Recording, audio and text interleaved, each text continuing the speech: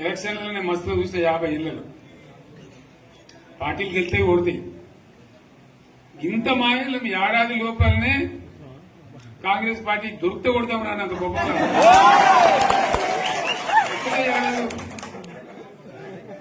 ఇంకా వాళ్ళ పొంద తెలివికి నిన్న వారి పార్టీడే మంది పెట్టలు అదేందో పోలింగ్ పెట్టిన వాడు చూసారా మీరు? ఆ పోలింగ్ పెడితే 70% మనకొచ్చింది, 30% మనకు. వాడు పెట్టింది మనం పెట్టింది కాదు. 75 ఈ పరిస్థితి. అదే నేను ఏమంటున్నా అంటే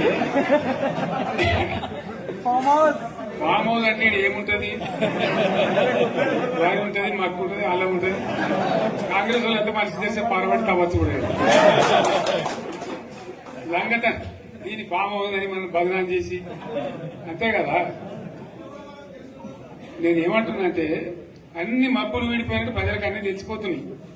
మంచి ఏంది, చెడ్డ ఏంది, ఏం జరిగింది అన్ని ఇంకా ఘోరమైతుందని చెప్తున్నా. వీళ్ళ తెలివితక్కువతనానికి ఏమైంది? నిన్న మొన్న రిపోర్ట్ వచ్చింది. Comptroller and auditor general of India అని కాగ్ అంటారు దాన్ని. కాగ్ రిపోర్ట్ వచ్చింది. పోయిన సంవత్సరం మన గవర్నమెంట్ లో వచ్చిన ఆదాయం కంటే 13,000 కోట్ల రూపాయల ఆదాయం తగ్గిపోయింది. ఇంకా మార్చి పోయే వరకల్లా ఇంకో 3-4 వేల కోట్లు, అంటే 15,000 కోట్ల ఆదాయం పోతుంది.